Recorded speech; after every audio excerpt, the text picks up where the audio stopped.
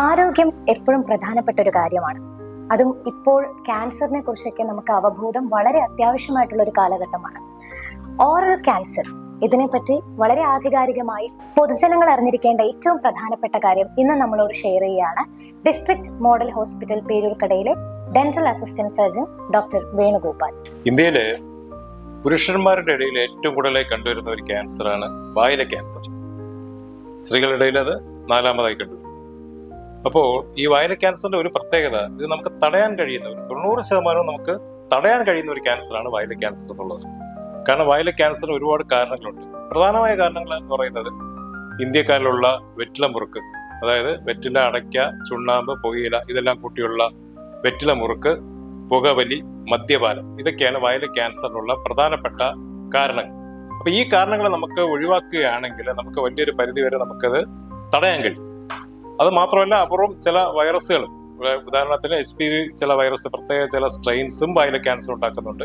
പക്ഷെ പ്രധാനമായും ഞാൻ നേരത്തെ പറഞ്ഞ പുകയിലെയും മദ്യത്തിന്റെയും ഉപയോഗമാണ് വായില ക്യാൻസറിന് ഒരു പ്രധാനപ്പെട്ട കാരണം.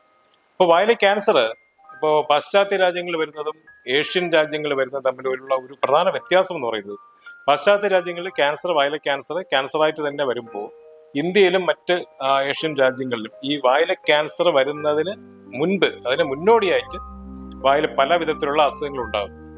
അപ്പൊ ഈ അസുഖങ്ങളെ നമ്മൾ തുടക്കത്തിലേ തന്നെ ഈ അസുഖങ്ങൾ നമ്മൾ കണ്ടെത്തുകയാണെങ്കിൽ അത് നമുക്ക് തടയാൻ കഴിയും. ആ അസുഖങ്ങൾ വായിലെ ക്യാൻസറായി മാറുന്നത് നമുക്ക് തടയാൻ കഴിയും. അപ്പൊ അതാണ് ഇതിനുള്ള പ്രിവെൻഷൻ എന്നുള്ളതിന്, ഇതിന്റെ തടയുന്നതിന് നമുക്ക് വലിയൊരു സ്കോപ്പ് നമുക്ക് ഇന്ത്യയിലുണ്ട്. അപ്പൊ അതാണ് ഒരു പ്രധാന പ്രത്യേകത.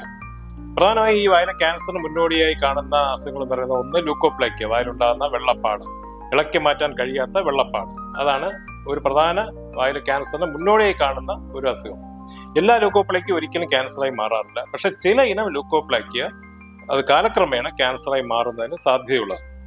മറ്റൊന്ന്, വായിലുണ്ടാകുന്ന ഇതുപോലുള്ള ചുമന്ന പാട, എറിത്രോപ്ലേക്കിയ എന്ന് പറയുന്ന അസുഖം, അതും നല്ലൊരു ശതമാനം ക്യാൻസറായി മാറുന്നതിന് സാധ്യതകളാണ്. ഇതൊന്നും കായൽ കണ്ട് എന്ന് പറഞ്ഞുകൊണ്ട് അതൊന്നും ഉടനെ ക്യാൻസറായി മാറും എന്നുള്ള അർത്ഥത്തിലല്ല പറയുന്നത്, ക്യാൻസറായി മാറുന്നതിന് സാധ്യതയുള്ളത്.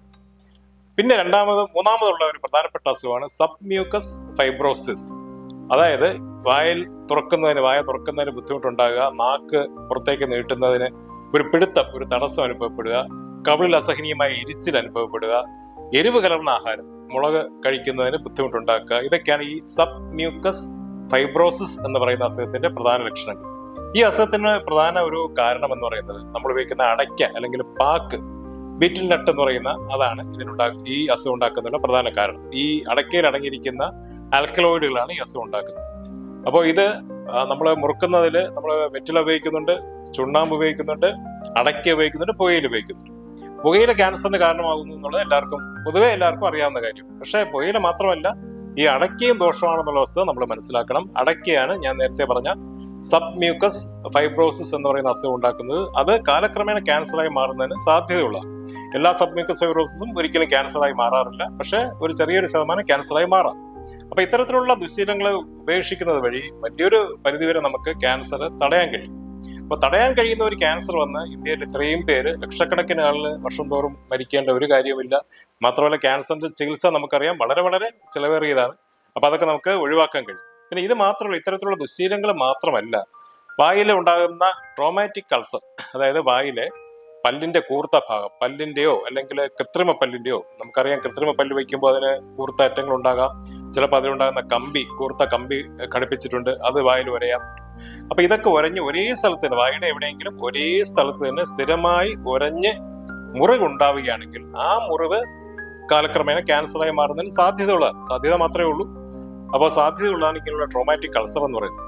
അപ്പൊ ഇങ്ങനെയുള്ള അസുഖങ്ങൾ കാണുവാണെങ്കിൽ നമ്മൾ ഉടനെ തന്നെ ഡോക്ടറെ കണ്ട് എവിടെയാണോ തട്ടി ഉരഞ്ഞ് മുറിയുന്നത് ആ ഭാഗം നമുക്ക് അല്പം ഒന്ന് ഗ്രൈൻഡ് നമുക്കത് ചെയ്ത് കഴിഞ്ഞാൽ നമുക്കിത് തടയാൻ കഴിയും.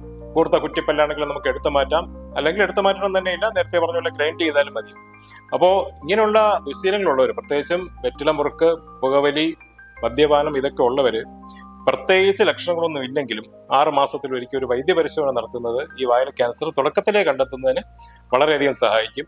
അതുപോലെ വായിലുണ്ടാകുന്ന മുറിവുകളും മറ്റും ഒരു കാരണവശാലും നമ്മൾ അവഗണിക്കരുത്. സ്ഥിരമായി ഒരിടത്ത് തന്നെ മാറാതെ നിൽക്കുന്ന വ്രണം, സാധാരണ ഒരു വ്രണം വന്നു കഴിഞ്ഞാൽ, വായ്പുണ്ടൊക്കെ വന്നു കഴിഞ്ഞാൽ 1-2 ആഴ്ച കൊണ്ട് അത് മാറും. വായ്പുണ്ണം എന്ന് പറയുമ്പോൾ പല പല ഭാഗങ്ങളിൽ മാറി മാറി വരുന്ന അസുഖമാണ്. നല്ല എരിച്ചിലും വേദനയും കാണും. അതൊന്നും ഒരിക്കലും ക്യാൻസർ അല്ല. അങ്ങനെ മാറി മാറി വരുന്ന വ്രണങ്ങൾ ക്യാൻസർ അല്ല. പക്ഷെ ഒരേ സ്ഥലത്ത് തന്നെ മാറാതെ നിൽക്കുന്ന വ്രണം 2 ആഴ്ച കഴിഞ്ഞിട്ടും സാധാരണ മരുന്നുകളൊന്നും കൊടുത്തിട്ടും അത് മാറുന്നില്ലെങ്കിൽ അത് നമ്മളൊരു ഡോക്ടറെ കാണിച്ച് പരിശോധിക്കും. അത് ക്യാൻസർ ആകണമെന്നില്ല, പക്ഷെ ക്യാൻസർ അല്ല എന്ന് നമ്മൾ ഉറപ്പുവരുത്തേണ്ടതുണ്ട്. അപ്പൊ ഇങ്ങനെയുള്ള ലക്ഷണങ്ങൾ നമ്മൾ നേരത്തെ കണ്ടെത്തുകയാണെങ്കിൽ വായിലെ ക്യാൻസർ വലിയൊരു പരിധിയിൽ നമുക്ക് തടയാൻ കഴിയും. പിന്നെ ഞാൻ നേരത്തെ പറഞ്ഞ പോലെ 2 വൈറസുകൾ, HPV, ചില പ്രത്യേക വൈറസുകൾ 16 and 18, ഈ 2 സ്ട്രെയിൻസ് വായിലെ ക്യാൻസർ ഉണ്ടാക്കുന്നുണ്ട്. അപ്പോൾ ഇന്ന് നമുക്ക് ഇതിനുള്ള പ്രതിരോധ കുത്തിവയ്പ്പുകൾ, ഹ്യൂമൻ പാപ്പിലോമ വൈറസിനുള്ള എതിരെയുള്ള പ്രതിരോധ കുത്തിവയ്പ്പുകൾ ഇന്ന് വന്നു കഴിഞ്ഞു. അത് കൂടുതൽ സാർവത്രികമാകുന്നതോടുകൂടി ഈ വൈറസ് വഴി ഉണ്ടാകുന്ന ക്യാൻസറിനെ നമുക്ക് നിയന്ത്രിക്കാനാകും.